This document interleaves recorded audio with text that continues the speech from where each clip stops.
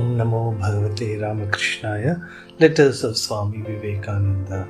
Arise, awake, onward. I only tell you this, that whoever reads this letter will imbibe my spirit. Have faith, onward, Swami Vivekananda.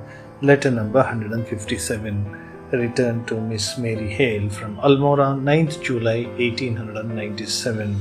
Dear sister, footnote, Miss Mary Hale.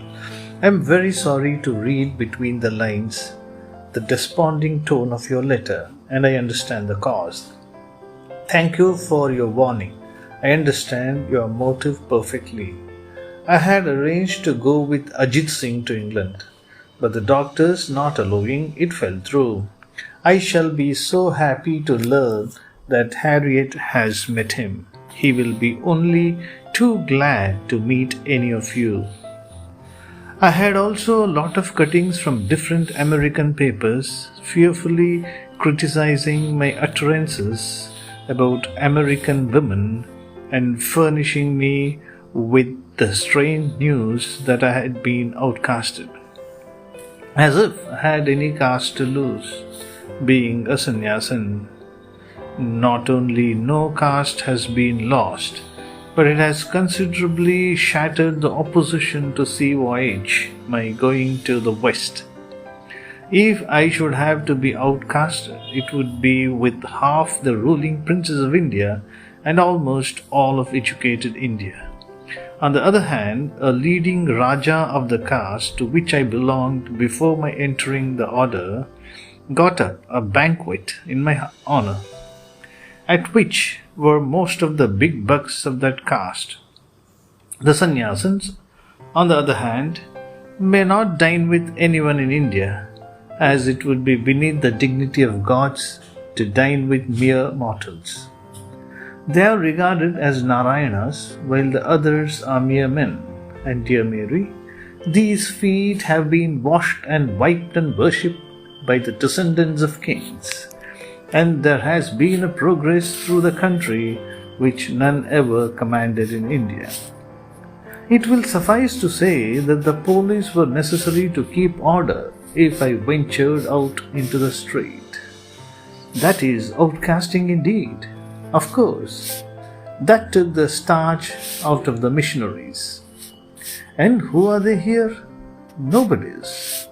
We are in blissful ignorance of their existence all the time.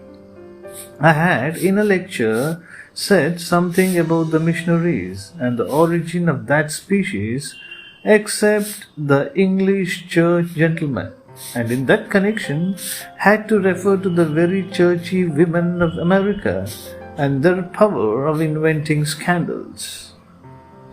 This the missionaries are parading as an attack on American women en masse to undo my work there, as they well know that anything said against themselves will rather please the US people. My dear Mary, supposing I had said all sorts of fearful things against the Youngs, would that be paying off a millionth part of what they say of our mothers and sisters? Neptune's waters would be perfectly useless to wash off the hatred the Christian Yangs of both sexes bear to those heathens of India. And what harm have we done them? Let the Yangs learn to be patient under criticism and then criticize others. It is a well-known psychological fact that those who are ever ready to abuse others cannot bear the slightest touch of criticism from others. Then again, what do I owe them? Except your family, Mrs. Bull, the Legates, and a few other kind persons. Who else has been kind to me? Who came forward to help me work out my ideas? I had to work till I am at death's door and had to spend nearly the whole of that energy in America so that the Americans may learn to be broader and more spiritual. In England, I worked only 6 months. There was not a breath of scandal, save one. And that was the working of an American woman, which greatly relieved my English friends. Not only no attacks, but many of the best English church clergymen became my firm friends. And without asking, I got much help for my work, and I am sure to get much more.